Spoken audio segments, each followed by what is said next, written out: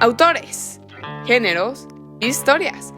Vamos a adentrarnos a la magia de la literatura y descubrir qué sorpresas nos guarda hoy nuestro anaquel literario. Interactúa con la literatura junto a Anaquel Literario y Ana Saavedra. ¡Comenzamos! Buenas tardes y bienvenidos. Soy Ana Saavedra, escritora y fundadora de la comunidad virtual multicultural Anaquel Literario.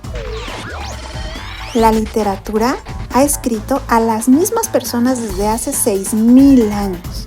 En esencia, los valores universales han sido los mismos y también nuestros sentimientos.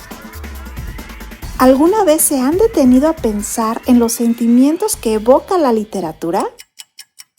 El día de hoy hablaré sobre uno de ellos, la risa.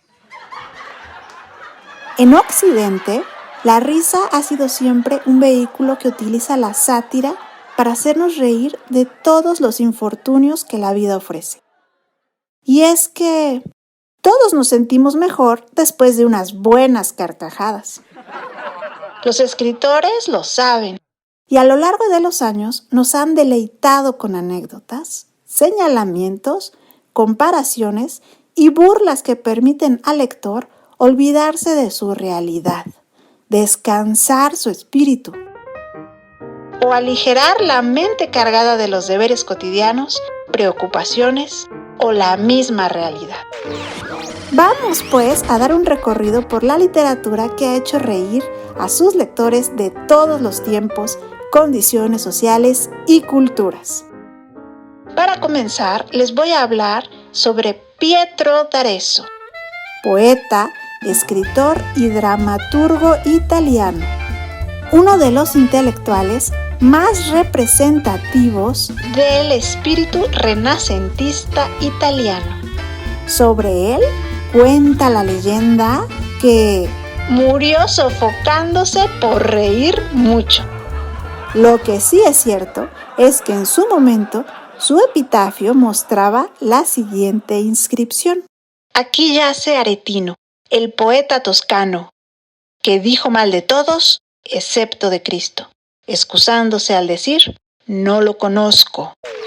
Cabe destacar que años más tarde, la Inquisición mandó removerlo de su lápida. Pietro d'Arezzo es el escritor de La cortesana, en 1525, en donde se ríe de los excesos moralistas que a su vez plasmó el escritor Baldassare Castiglione en su texto El cortesano, en donde se discuten las buenas formas, los buenos modales que debían imperar en el comportamiento de la época. Pietro d'Arezzo hace una discusión por su parte mediante dos personajes centrales, una ama de casa y una cortesana. Ellas discuten sobre qué modo de vida es el más beneficioso y mediante las anécdotas que se van contando, satiriza y se burla de la moral puritana, concluyendo que es mejor ser una cortesana. En España, por su parte, encontramos a la que es considerada precursora de la novela picaresca, Lazarillo de Tormes, de autor anónimo, en 1554. Lazarillo de Tormes es un esbozo irónico y despiadado de la sociedad del momento, de la que se muestran sus vicios y actitudes hipócritas, y sobre todo las de los clérigos y religiosos. Eso motivó que la Inquisición las prohibiera, aunque más tarde permitiera su publicación una vez censurada. La obra no volvió a ser publicada íntegramente hasta el siglo XIX. La originalidad de este libro trastoca cualquier molde usando la parodia de narraciones caballerescas idealizantes del Renacimiento, a las rimbombantes epopeyas de gestas guerreras y los libros de angélicos pastores y cortesanos enamorados. Se opone a una epopeya de hambre y se preocupa solamente de la subsistencia. La temática de Lazarillo de Tormes es moral. Es una crítica acerba, incluso una denuncia, de un falso sentido del honor y de la hipocresía. Todo eso mediante anécdotas de ingenio entre sus dos personajes, un ciego y un lazarillo. En Francia, por su parte, se especializaron en el refinamiento de la risa, en las palabras y frases elegantes que desembocaban en una carcajada. Ejemplo de ello es Gargantua y Pantagruel, del escritor François Rabelais, de 1534.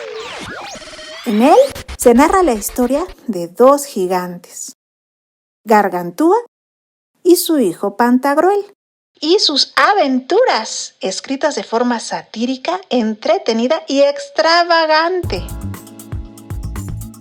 Hay gran crudeza en este texto y mucho humor escatológico. En Inglaterra podemos mencionar a Shakespeare, los famosos insultos del dramaturgo inglés que buscaban provocar risas entre los espectadores de sus obras debido al ingenio y la elegancia con que eran formulados. Como en este ejemplo de La comedia de las equivocaciones. No eres más larga de cabeza a pies que de cadera a cadera. Eres esférica como un globo en el que podría encontrar países. O este otro. Me arrepiento de los tediosos minutos que he pasado contigo. De sueño de una noche de verano en 1595. Y es que en el teatro encontramos una gran cantidad de textos irónicos. Muchos años más tarde, podemos ver otro ejemplo digno de mencionar. 3 hombres en una barca, de Jérôme Cageron. Un relato humorístico de 1889. Una comedia de enredos, divertida y bien llevada que ha pasado a la historia. Lo anterior es solo una pequeña muestra de que en la literatura de todos los tiempos se han contado chistes. En el medievo, los chistes estaban dentro de los dibujos de la marginalia medieval. En ese sentido, y como individuos somos idénticos y no hemos variado en 6,000 años. Lo que hoy nos hace reír, mañana nos hará llorar y pasado mañana sentir envidia. El género humano se alimenta a sí mismo.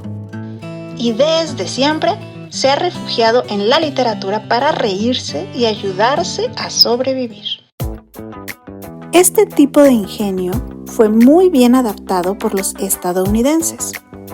Y no solo en la literatura, más tarde también en la cinematografía. Y podemos decir que eso evolucionó de manera natural en el stand-up comedy. Pero la risa no solo se limita a este tipo de literatura. En la ópera también encontramos grandes ejemplos como Las bodas de Fígaro o El elixir de amor. Siempre nos hemos reído de los mismos temas. En la India, por ejemplo, están las famosas aventuras del rey mono. Pero esto es solo una pequeña y rápida probada del vasto universo de la literatura que despierta una sonrisa en sus lectores. ¿Y tú? ¿Agregarías alguna más a esta lista? Platícanos cuál sería. En nuestras redes sociales de Anaquel Literario en Facebook. Por esta ocasión, esto es todo. Mi nombre es Ana Saavedra. Hasta la próxima.